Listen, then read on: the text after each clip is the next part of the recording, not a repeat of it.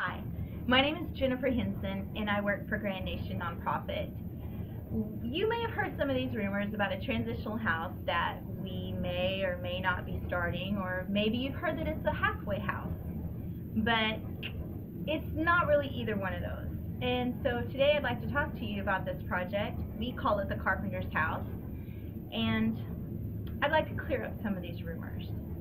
Number one, it's not free. We will be charging rent. We're not going to get any money off of this rent. We're not making any money off of this rent. We're definitely not going to be getting rich off of this rent because we're only charging $50 a week. $50 a week to keep all the lights on, and the power and the water and the trash and the gas and the rest of the expenses that go with a house. Square footage of the house allows us to have 4 bedrooms, 2 bathrooms, and a common kitchen area and living room, and a washer and dryer. The Carpenter's house is for people who are coming out of treatment, or jail, or prison, or maybe they just don't even have a place to live. Maybe they're just homeless right now. But they're doing a really good job beating their addictions. They're trying to do well. They may even be in an alternative court program, and they're willing to sign our lease, which is very strict. You have to go to church. You have to go to support groups. And in exchange for that, we're going to help you try to find a job if you don't already have one. I help you try to get on your feet. We put those things in place because they're a part of some of the programs that are already in existence here. We see them working. We know the model works. There's been situations where people are living on the street, they're living out of cars, they can't get their kids back. One woman lived in a bathroom at one of the local parks for a while, and they just need a roof over their head. And if we can do that at $50 a week, it's a pretty good trade in my done.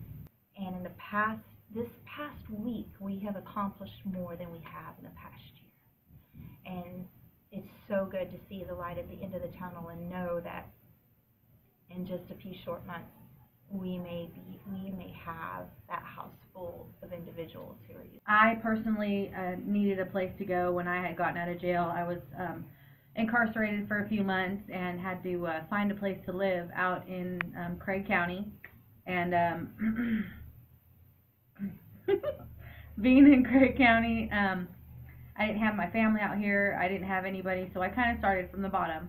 So the good thing about the Carpenter's house is that we're going to be able to provide resources to the community as far as residential help, like having a place to stay so that they can get out of jail. Say they get out of jail or they're homeless and don't have anywhere to go. We can help them get on their feet, give them a roof over their head. They can become gainfully employed. There's going to be guidelines like drug testing, and they got to go to church. I had gotten released from Craig County.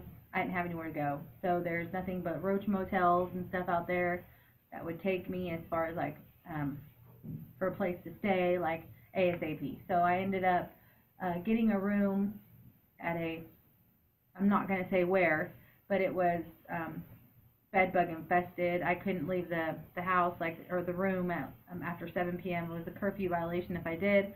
I didn't have a phone, so I sat there and I was like ate up with bed bugs and stuff like that. So it would have been nice to be able to have somewhere for me to go. So to be able to move in, there'll be an intake process. There'll be an application.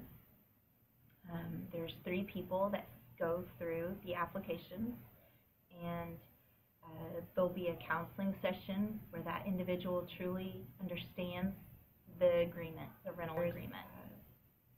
A group out of Claremore, Oklahoma that has 9 of these homes, and they're proving that it can be done. That's what we want to do here. We want to see it grow.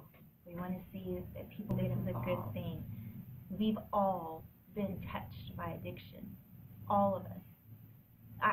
I don't think that there's a person alive in the world today that has not been touched by addiction in some way, shape, or form through somebody in their family.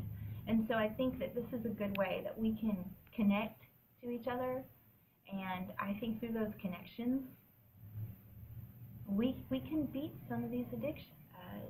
I don't like to call it a transitional house, but it really is for those people who are making that transition, moving into a fuller, more complete existence, and they just need a little bit more support, a leg up.